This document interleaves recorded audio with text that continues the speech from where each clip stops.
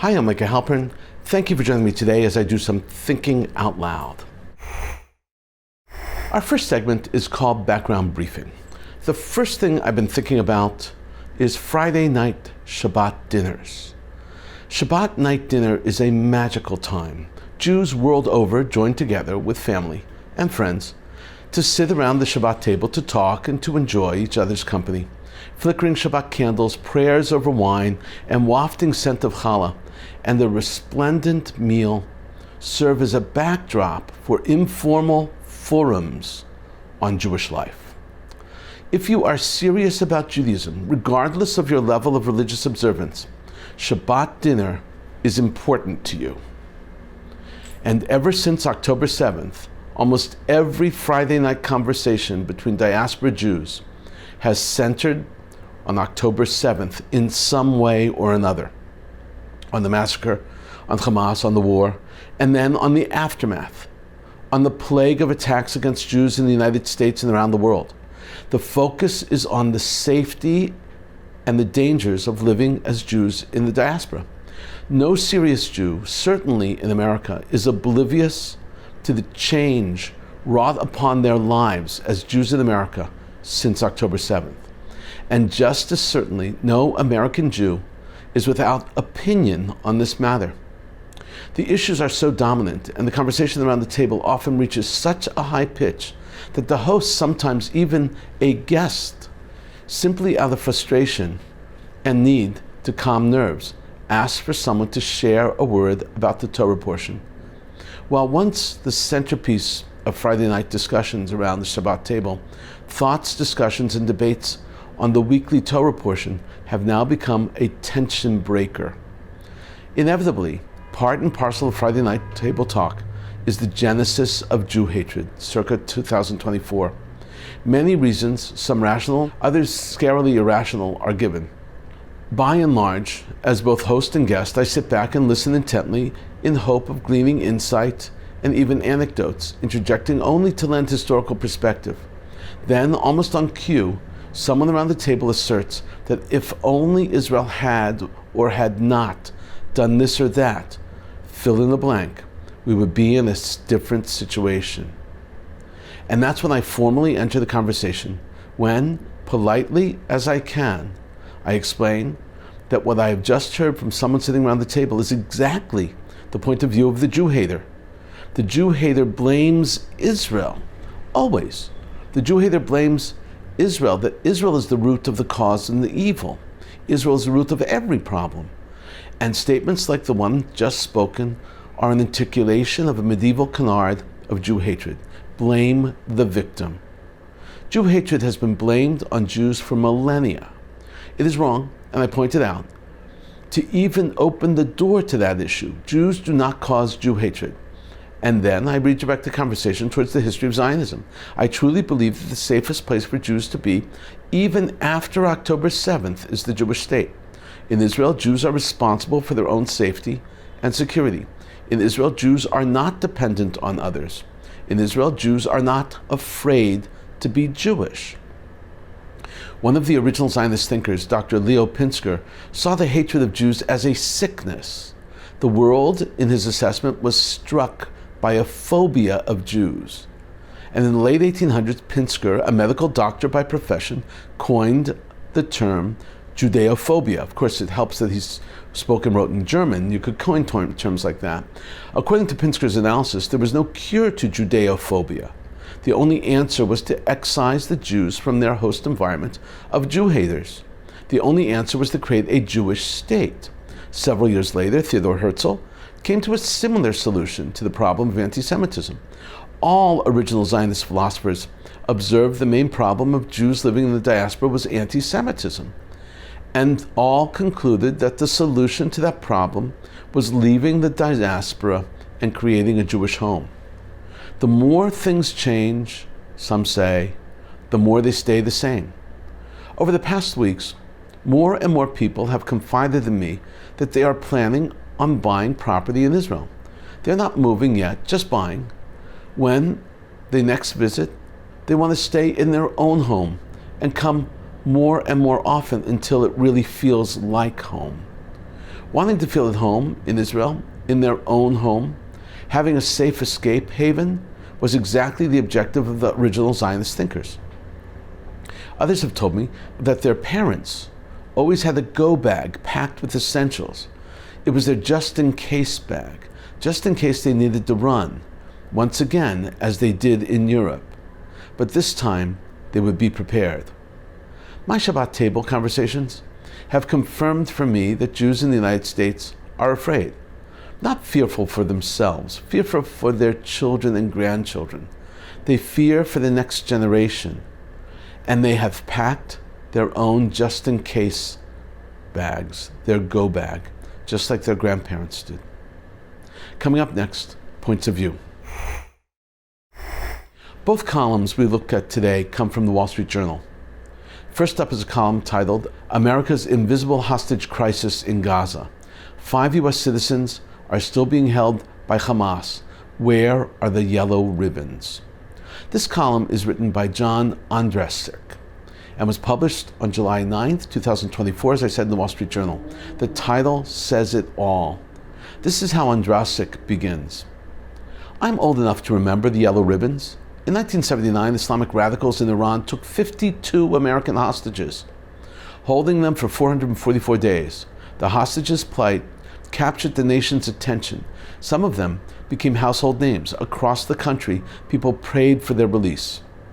The crisis was the lead story on the news every night. Tying a yellow ribbon on a tree or lamppost became a public expression of sorrow and concern. Even the White House Christmas tree had one. Ondrasik is 100% correct. And as his column continues, he wonders why U.S. hostages in Gaza are not a huge issue for Americans. He contrasts 1979 with today. He writes, what a contrast to our current hostage crisis. On October 7th, 2023, Hamas killed more than 30 American citizens and took as many as a dozen Americans hostage. Of those who were taken, at least 2 have been murdered. 5, we pray, are still alive. Do you know any of their names? Have you seen one yellow ribbon? You may have heard of Hirsch Goldberg Pollen, 23, who was born in Berkeley, California, and lived in Richmond, Virginia, before emigrating to Israel with his parents at age 7. Hirsch attended the Nova Music Festival on October 7th. During the massacre, a Hamas grenade blew off his left arm below his elbow. In April, his captors released a propaganda video of a weary and tormented Hirsch speaking to the camera. Did you see it? Do you think you could pick him out of a lineup? Every American should know about Hirsch and the other hostages who are still being held. Idan Alexander of Tenafly, New Jersey, Sagoy Dekel of Bloomfield, New Jersey, Omer Nutra of Melville, New York, and Keith Siegel of Chapel Hill, North Carolina. The nightly news should be sharing their stories, profiling their families, and pressing the U.S. government to secure their release. Why isn't America's heartland painted yellow with ribbons tied around trees, mailboxes, and light posts like in 1979? That would let the hostages and their families know that they haven't been forgotten. Or have they been forgotten? Have we lost our heart as a nation? In conclusion, Ondrasik writes that while President Carter had his faults, he tried to save the U.S. hostages in Iran. He put it this way: Jimmy Carter had his flaws as president, but at least with Operation Eagle Claw, he attempted to rescue our hostages from Iran. President Biden rarely mentions our fellow citizens who are being held by barbaric terrorists. Their freedom doesn't seem to be a high priority for his administration. Frankly, the plight of our hostages doesn't seem to mean much to most Americans. It makes me wonder, who are we anymore? This is an excellent, excellent piece. Thank you so very much. Next up is a column also from the Wall Street Journal, and it is about the disproportionate reality that lives on in the Palestinian Authority. As Nomi Linder Khan, the author of this column, explains, if a Palestinian murders a Jewish Israeli, they can escape to the Palestinian-controlled territory and not be brought to justice. This piece was published on July 8, 2024, and the column is entitled, "No Justice for Murder in the West Bank," subtitled, "Palestinian Authority Police Let Off Terrorists Who Kill Israelis." This is how Khan begins. It's a murder mystery, Israeli style. The facts are known, but the terrorists can't be brought to justice. The story of how Abid Shtia, who killed 2 Israeli soldiers, has escaped judicial penalty, is the story of the Palestinian Authority in miniature. It has profound implications for the Middle East. On May 29th, Mr. Shtia approached the Israeli checkpoint outside Nablus, ran over 2 soldiers, and fled to Nablus. Israel Defense Forces Sergeants Elia Hillel and Diego Shvisa Harshaz sustained critical injuries and were soon pronounced dead. After the IDF launched a manhunt, Shtia turned himself into Palestinian police. Now, this is an important aside, I need to point out that while the Oslo Accords literally deal with this exact scenario, that section of the Accords has fallen apart. Now back to the column. The Oslo Accords spell out what should have happened next.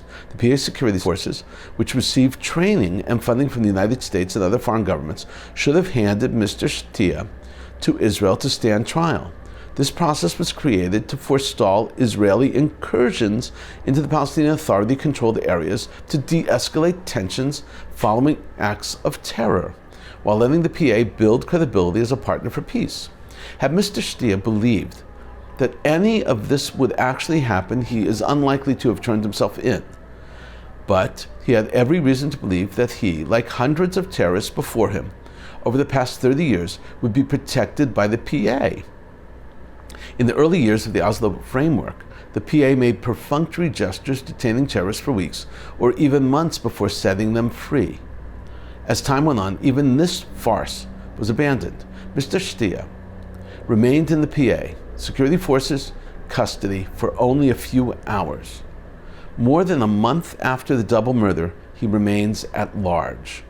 Mr. Shtia's case isn't unusual. The PA no longer bothers to peddle the myth of partnership against terrorism. In March, the Israeli think tank Regavim identified nearly 80 officers in the PA security forces who have been killed or arrested while carrying out terrorist attacks against Israelis in the past 3 years alone. The PA itself boasts of more than 2,000 such martyrs. Khan now concludes, arguing that the situation must stop. It cannot continue. She writes, "It's time to stop burying our heads in the sand. The PA and its security forces aren't partners in the fight against terrorism. The PA has never been a moderating force. In the decades since Oslo, it has honed its skill as a killing force. Israel can't afford to play along with this charade, and the Israeli public isn't buying it anymore. The left's great new idea for the future, empowering the PA and handing it a sovereign state in the heart of Israel and the Gaza Strip, is the same one that has been killing Israelis for decades. Fool me once, shame on you. Fool me twice, shame on me. We won't be fooled again." Another excellent column. Thank you, Naomi Linder Khan. Coming up, commentary through cartoons where pictures tell the story. Every few weeks, I give an update on the poster wars that are taking place in Manhattan, mostly on the Upper West Side and Upper East Sides of Manhattan. The posters that are either for or against Jews. So no cartoons, memes, or headlines today, just posters. These posters are collected and sent to me by the stalwart Glenn Richter, who, along with others, document this battle. For those who do not know Glenn is more than a Jewish communal activist. He, along with a small cadre of other heroes, organized American Jewries to fight for and ultimately free Soviet Jewry. Here we go. I'm starting with the anti-posters. Some are so ugly I cannot even show them on air. First poster calls on people to surround the Capitol in Washington, D.C. and protest the visit of Israeli Prime Minister Netanyahu. It reads, "Arrest Netanyahu, July 24th, 11 a.m. As vile as I find this sentiment, I appreciate that they told me the hour that Bibi would be speaking before Congress, because I really didn't know. Thank you. Next up is a poster of a kidnapped victim named Yair Yaakov. The information on the poster was updated after it was revealed that the hostage Yair Yaakov is confirmed dead. The poster now reads, "Murdered by Hamas." But look, and you'll see that both the poster and the poll are defaced. A hater wrote the following, "Is not real." Next up is a poster of a kidnapped victim, Omer Venkert. The poster has been defaced and rubbed out with the blue marker. The word lies is scribbled on it. In other words, this is also not true. Next up is a poll covered with posters of kidnapped victims. On top of one poster is another poster that reads, "Israel is burning Palestinians alive." Now we have a very worthy poster. In big letters it reads, "Zionism will doom us all." Then in smaller print, the poster reads, "Israel released more planet-warming gas bombing Gaza than 20 countries did in a year." To top it off, the word Israel is surrounded by quotation marks, as if to say Israel doesn't really exist. These next two posters are done by the same group. They read, "Palestine will be free and long live the student intifada." Now we have a pro-Israel, anti-Hamas posters. Some of these are truly funny. Like the anti-Israel posters, some are also too graphic for me to show and even discuss on air. Actually, even to discuss off air, they're too graphic. But these are okay, the ones I selected. This first poster spells out the situation plainly and clearly. It reads, "Get the facts, stop the lies. From the river to the sea means kill all Israelis. That is genocide." Now a poster that raises a conundrum. It asks, do you want a ceasefire or a global intifada? Because you can't have both. Next we have a poll that combines three posters. First, the kidnapped red-headed baby Kfir Bibas. Second, a poster that reads, "End Jew hate." And finally, "They never stop with Jews." This is a very powerful collection. The next poll also has a combination of posters. One asks, what if it was your brother? A second shows two masks, a keffiyeh and a KKK mask. And the caption reads, "Different masks, same goals." Now is a very simple poster, adorned with the yellow ribbon, which is the symbol for those who have been kidnapped. The poster simply reads, "Let them go now." The O in now is the yellow ribbon. These next three posters embrace the same theme. Ripping down hostage posters is an act of hate. On the third poster, someone writes, "Shame on whoever tore this poster. You are not pro anything." And then, as if addressing the hostages, they wrote, "We have not forgotten you with a heart." This next poster utilizes a famous quote by Golda Meir. It reads, "Peace will come when Arabs love their children more than they hate the Jews." Actually, it is a misquote, and I have to correct it and give you a little context, the entire context. Let me give you the entire quote. Golda actually said, "We can forgive the Arabs for killing our children. We cannot forgive them for forcing us to kill their children. We will only have peace with the Arabs when they love their children more than they hate us. We do not rejoice in victories. We rejoice when a new kind of cotton is grown and when strawberries bloom in Israel." So powerful. Sometimes these posters are news updates, clarifying important information. Here's one example of that. UN secretly cuts in half its estimates of women and children killed in Gaza. Can we finally agree that a terrorist organization is not a reliable source?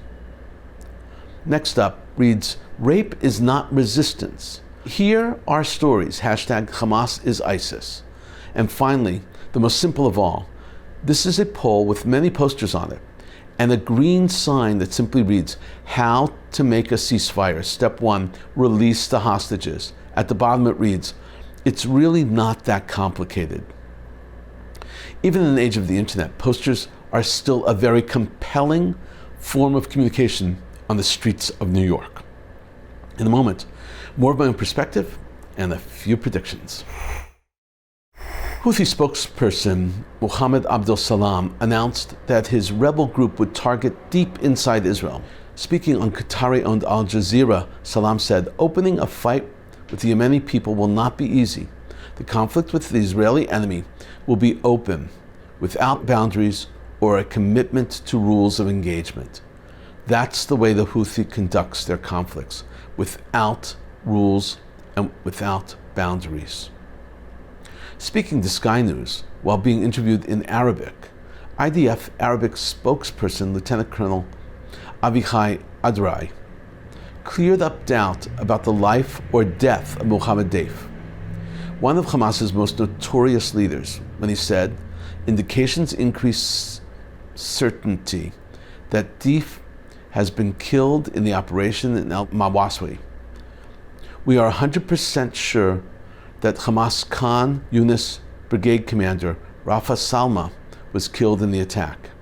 Moving on to the Houthi port that Israel destroyed, Adre emphasized that the port is used to transfer Iranian weapons to the Houthi rebels. "We are prepared for all possibilities after our attack on Yemen," he said. Investigation into the deadly drone strike that killed Israeli Yevgeny Perder and injured others in Tel Aviv show that the drone traveled 2,000 kilometers from Yemen to Israel through the Sinai Peninsula, Egypt. The drone used different routes to confuse IDF detection systems. Its payload was relatively small and contained only a few kilos of explosives to best prolong the aircraft's distance, allowing it to cross the Sinai and enter Israel through the Mediterranean Sea. Speaking about the Paris Olympics, Pope Francis said he hopes that the Paris Olympics would bring an occasion for truces in the world's conflicts, urging athletes to be messengers of peace and models for young people. The opening ceremony on the River Seine will feature about 10,500 athletes and over 100 heads of state and government. During his weekly address to the crowds at St. Peter's Square, the Pope said he hoped that according to the ancient tradition, the Olympics will be an opportunity to establish a truce in wars by demonstrating a sincere desire for peace. He mentioned the conflicts in Ukraine, Gaza, Myanmar, and other places. However, there are many who do not share the Pope's desire for peace.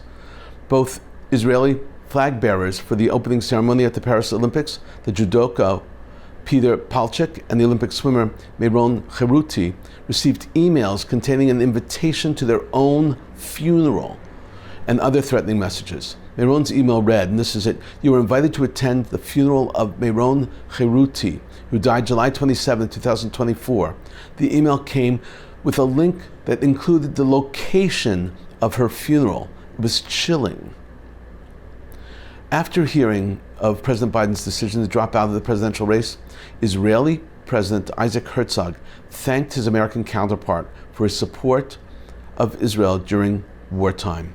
Herzog's message, which was posted on X, reads, "I want to extend my heartfelt thanks to POTUS, Joe Biden, for his friendship and steadfast support for the Israeli people over his decades-long career. As the first U.S. president of Israel in a wartime, and as a recipient of the Israeli Presidential Medal of Honor, and as a true ally of the Jewish people, he is a symbol of the unbreakable bond between our two peoples. I send him, Flotus, Jill Biden, and all his family my warmest wishes from Jerusalem." We've been thinking out loud about a lot today. Now that you know what I've been thinking, tell me what you're thinking. Email me at micah@jbstv.org. Tweet me at Micah Halpern. Tell me what you think. Before we end, let me leave you with one piquante piece of information. Did you know that music and art and poetry that has emerged out of Israel since October 7th is nothing short of inspirational? I try to pay tribute to the arts and the artists as much as I can here on the show. Their contributions are part of the Jewish genius. Today we will hear a song composed by and sung by Israeli singer superstar Akiva Turjuman, known simply as Akiva in Israel. His father is Moroccan, his mother is Canadian, and while Akiva's songs are deeply religious, they speak to the entire spectrum of Israeli society. He terms his music kibbutz galuyot, which literally means the ingathering of the exiles. But in this context, it doesn't. It means for all of Israel, for all Jews. Akiva served as a reservist in Gaza for over 150 days. He came from Gaza to perform this concert in Caesarea. Special guests at the concert were injured IDF soldiers. One of the many injured IDF soldiers was his brother, Akiva's brother Yitzchak.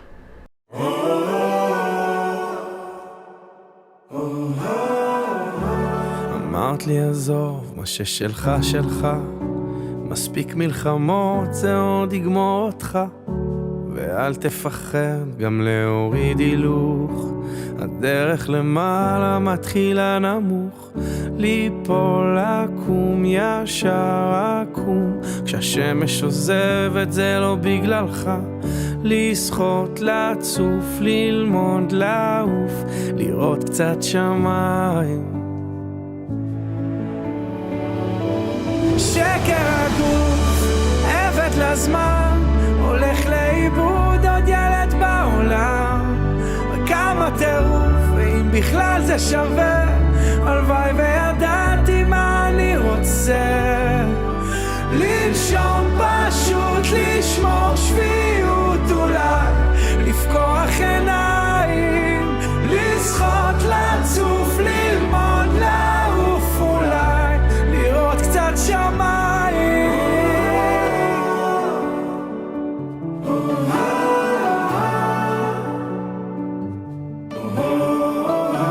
אמרת לי תכתוב תמיד את עצמך, עזוב תחפושות, רוצים לראות אותך, ואל תפחד גם להוריד הילוך, הדרך למעלה מתחילה נמוך, ליפול לקום ישר לקום, כשהשמש עוזבת זה לא בגללך, לשחות, לצוף, ללמוד, לעוף, לראות קצת שמיים. שקר הגוף, עבד לזמן, הולך לאיבוד עוד ילד בעולם, וכמה טירוף, ואם בכלל זה שווה, הלוואי וידעתי מה אני רוצה, לנשום פשוט, לשמור שפיות אולי, לפקוח עיניים, לשחות, לצוף, ללמוד, לעוף אולי, לראות קצת שמיים.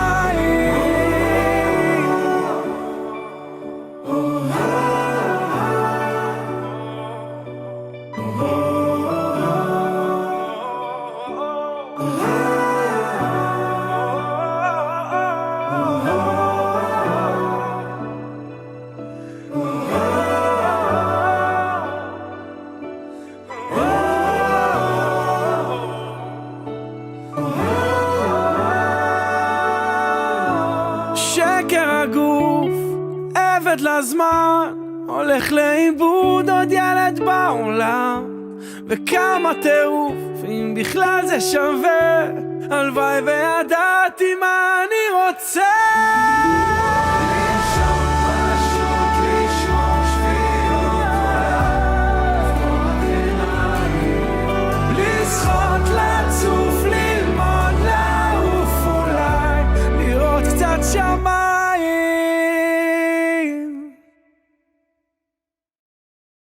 Akiva's music truly speaks to all of us. Thank you for thinking out loud with me, Micah Halpern. Let's think out loud again next week on JBS.